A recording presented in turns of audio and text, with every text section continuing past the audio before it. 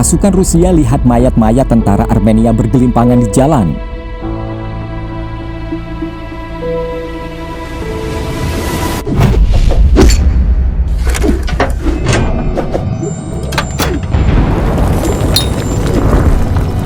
Mayat-mayat tentara etnik Armenia bergelimpangan di jalan di Nagorno-Karabakh saat pasukan penjaga perdamaian Rusia memasuki wilayah itu dengan kendaraan militer. Konvoi truk dan kendaraan pengangkut tentara Rusia tampak masuk ke wilayah itu setelah kesepakatan damai antara Armenia dan Azerbaijan.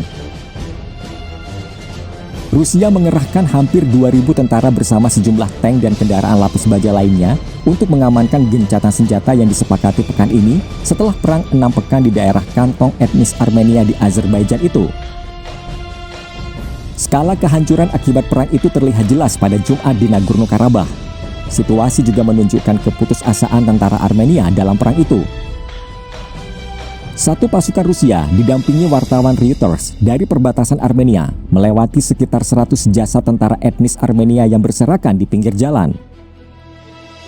Satu jasad tentara terbaring sujud di tengah jalan saat konvoi Rusia tersebut mendekati bukit.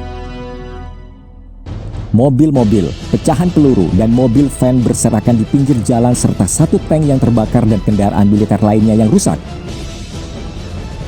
Beberapa mayat tergeletak di dalam mobil ambulans militer yang dipenuhi peluru.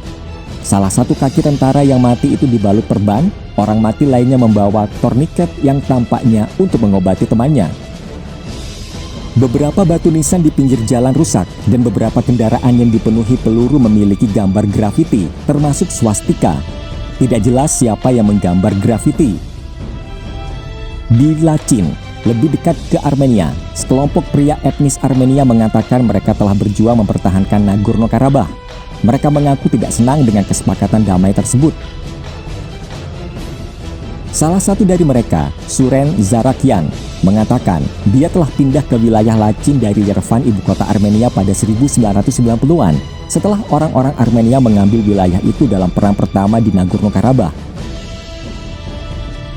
Dia merasa malu ketika mendengar tentang perjanjian gencatan senjata yang membekukan perolehan wilayah Azerbaijan dan membuka jalan bagi penempatan pasukan Moskow di daerah tersebut.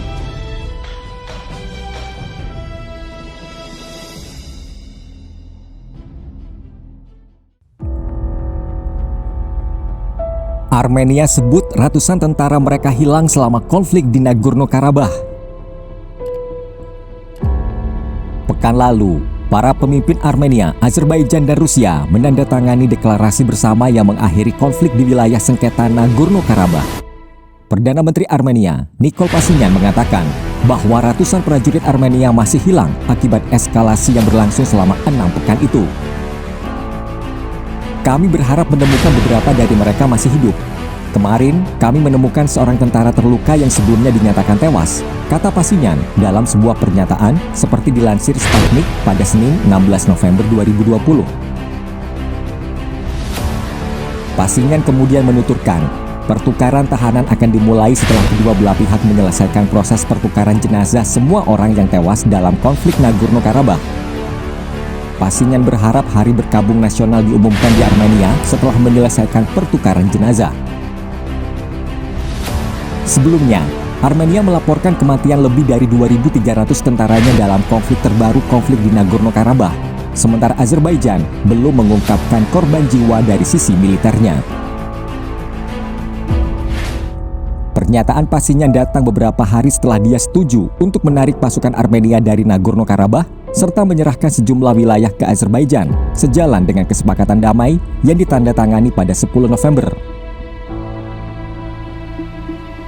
Berdasarkan perjanjian tersebut, Azerbaijan dan Armenia akan berhenti di posisi mereka saat ini dan bertukar tahanan, dan hampir 2.000 penjaga perdamaian Rusia akan dikerahkan ke Nagorno-Karabakh.